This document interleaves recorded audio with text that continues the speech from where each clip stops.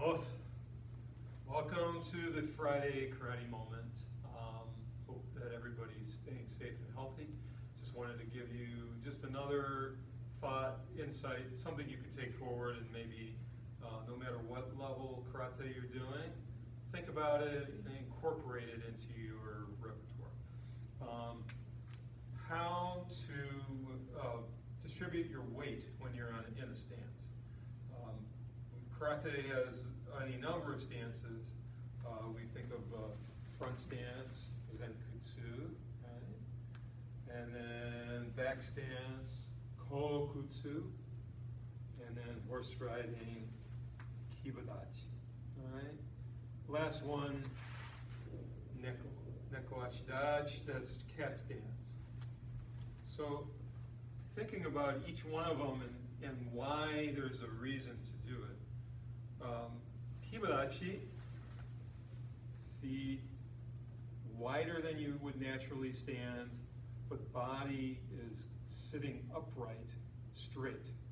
So the number one thing we see with all of these stances is body canted forward. And just like we talked last week, body stays upright no matter what else the lower body is doing. It's almost like this is a chassis on wheels. We move, upper body stays in a good upright position no matter which orientation we're in.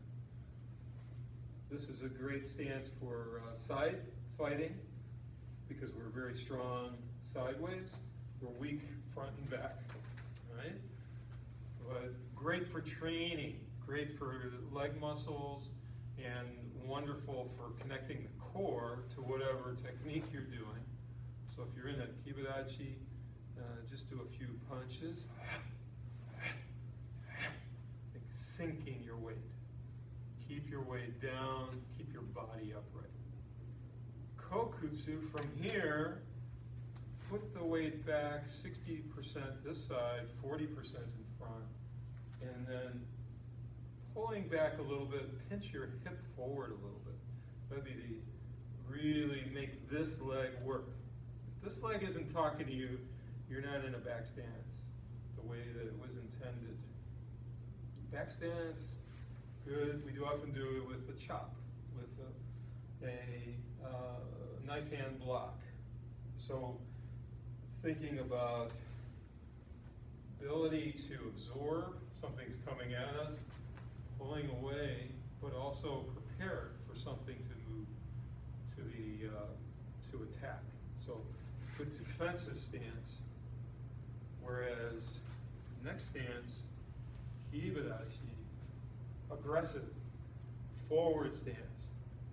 Both forward facing because we are strong in this direction. If something came at us, we'd be able to absorb. But 70, 30% forward and back. But again, head and upper body is straight, not angled forward. So make sure that with these stances that each one of them feels really different. Much more work here than the back here. And then last stance, Neko. Neko is inside tension. So imagine somebody's or something is attacking towards your groin. You're covering up. You're really compressing your middle, but you're upright.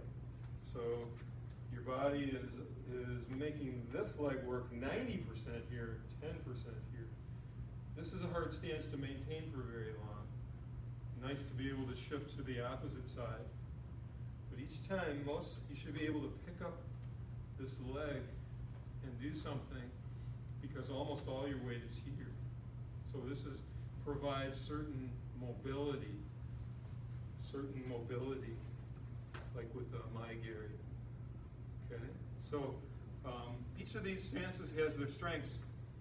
One other message, other than keeping your body upright, is make sure that the feet are the proper distance apart.